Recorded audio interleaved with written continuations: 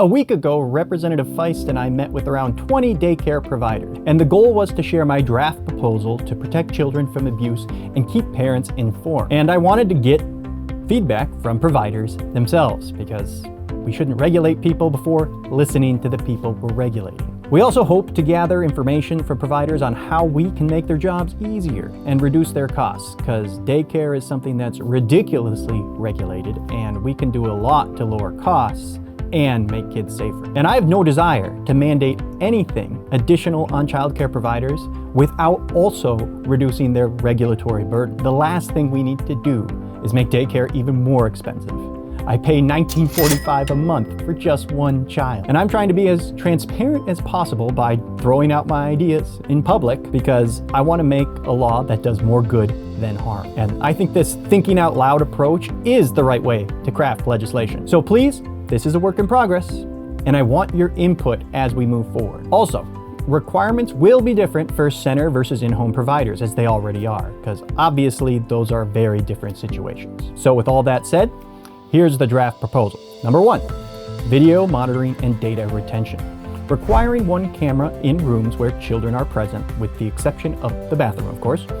Any footage must be stored for 6 months, and if there is an incident, footage of that room where the incident occurred must be kept for 3 years. The logic with this, while Small World Learning Center did have cameras, they only kept their footage for a week, meaning they didn't even have footage of the perpetrators fracturing the baby's leg that started all this off. It also meant they didn't have footage of civil.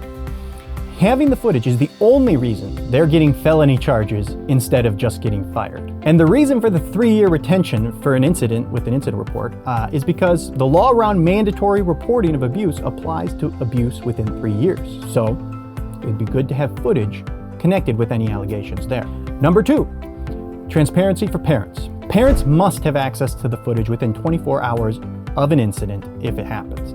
And if law enforcement comes to a daycare, the daycare must notify the parents by the close of business that law enforcement was present that day. And what does parents' access to the footage look like? I don't know yet. It could be sent to them, or perhaps only viewable by them within the center property. That still needs to be hammered out, but parents need to have access in case of an incident. And I believe this is good for both the provider and the parents. Like police body cams, cameras will likely exonerate providers more than implicate them, and it'll give parents peace of mind. And this doesn't mean I want to mandate live access. The reason for the law enforcement piece is most families at Small World Learning Center learned about this instance from a Facebook post. Imagine if it was your kid and that's how you found out. It's not how it should be handled. Lastly, stiffer penalties for abuse of children in care. Abusing a child is one of the most heinous acts imaginable, but sometimes perpetrators get off with very light sentences, especially in Hennepin County. I've met with many families with stories that make fracturing a leg look minor. And despite permanent brain damage to their child, the criminal was only sentenced to 1 year.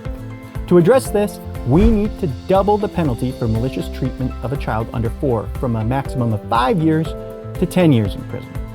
And why do I suggest increasing a maximum instead of a mandatory minimum sentence? Because no matter what happens in the upcoming election, there will still be a Democrat governor, and Democrats are near uniformly opposed to any mandatory minimums.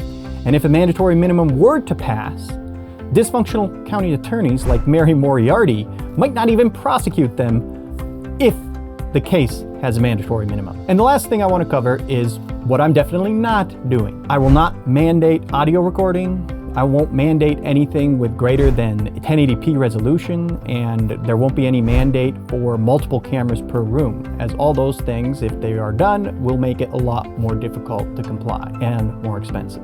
I'll be hosting meetings in the future to gather more information from providers, and I'll also be hosting meetings to hear directly from parents. My inbox is really packed with feedback from everyone, which is incredibly helpful, but I find conversations in person are much more effective, especially when there's any kind of disagreement. So that's what we're working on.